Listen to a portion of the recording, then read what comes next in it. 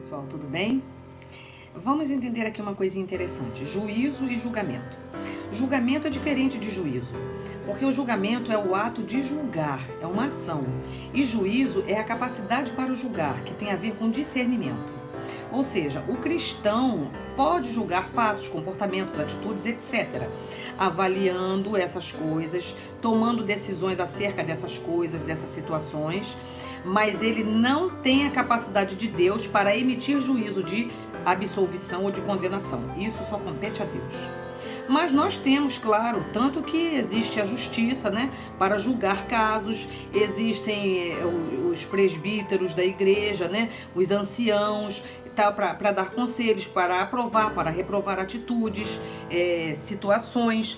Então, nós entendemos que essas coisas acontecem, né, que essas coisas são possíveis, porque Deus nos dá a capacidade para fazer isso, mas emitir juízo de absolvição de condenação só Deus pode. Veja o que diz a palavra de Deus: mas agora vos escrevo que não vos associeis com alguém que, dizendo-se irmão, for impuro, ou avarento, ou idólatra, ou maldizente, ou beberrão, ou roubador. Com esse tal nem ainda comais. 1 aos Coríntios, capítulo 5. Então, tem esses versículos, né, que eu acabei de ler. E também a gente entende pela palavra que é Deus quem julga a todos, mas Deus nos dá autoridade para agir. Olha aí, agir entre aspas, que tem a ver com julgamento, que tem a ver com ação, para agir em certas demandas. A gente pode constatar isso em 1 Timóteo, capítulo 2, versículo 7. Portanto, está escrito. E se está escrito, é a palavra de Deus. E a palavra de Deus não se pode contestar. É incontestável, é irrefutável, a não ser que você não acredite em Deus. Aí já é outra situação. Eu estou falando aqui neste momento para pessoas que acreditam em Deus. Então, é mister fazer isto, né? Essa sabedoria, para essa autoridade para agir. Para fazer isso, é necessário que a gente faça também com sabedoria. Nós precisamos da sabedoria de Deus, que está em Colossenses 4, versículo 5, para que nós possamos cumprir essa demanda, né? De ter essa autoridade para agir, e, no caso, para poder julgar alguém, para poder fazer isto. Isso está na palavra de Deus.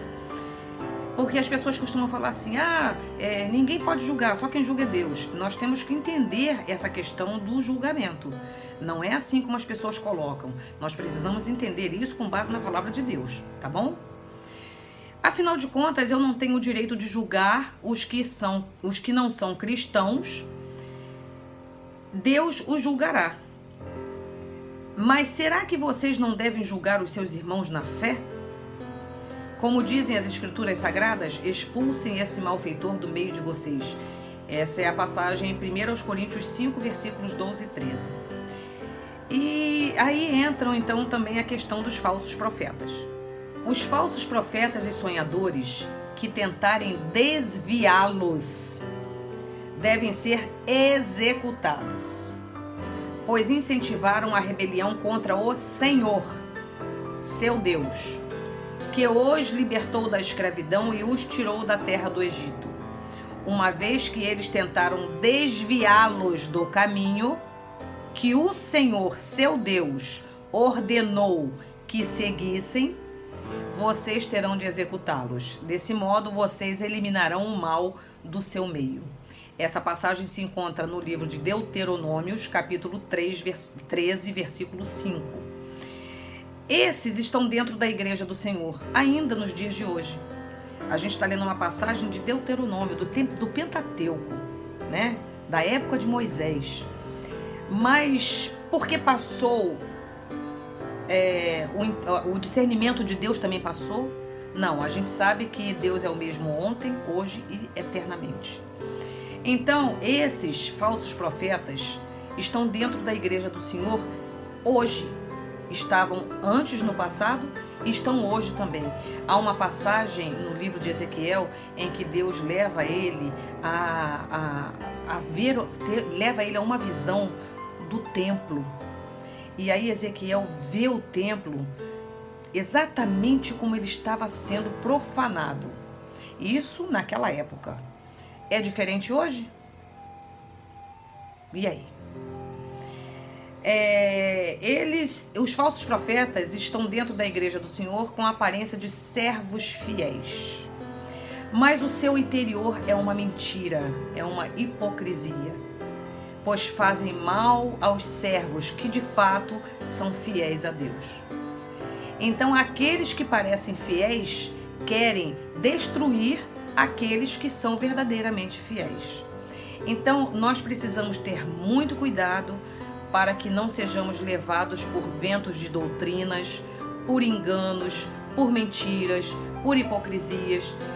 E para isso, gente, nós não temos sabedoria suficiente. Se Deus não nos der sabedoria, nós não poderemos fazer isso. Somente mediante a sabedoria de Deus é que a gente pode ter um pouco desse discernimento espiritual, uma dosagem desse discernimento que Deus nos dá, para que nós não sejamos engodados pelas falcatruas do inimigo da nossa alma. Então que Deus nos abençoe, nos guarde, nos proteja. E lembremos sempre, estamos falando como filhos e servos de Deus, do Deus Altíssimo, do Deus Altíssimo, este em quem nós cremos, em quem nós acreditamos, a quem nós consagramos as nossas vidas.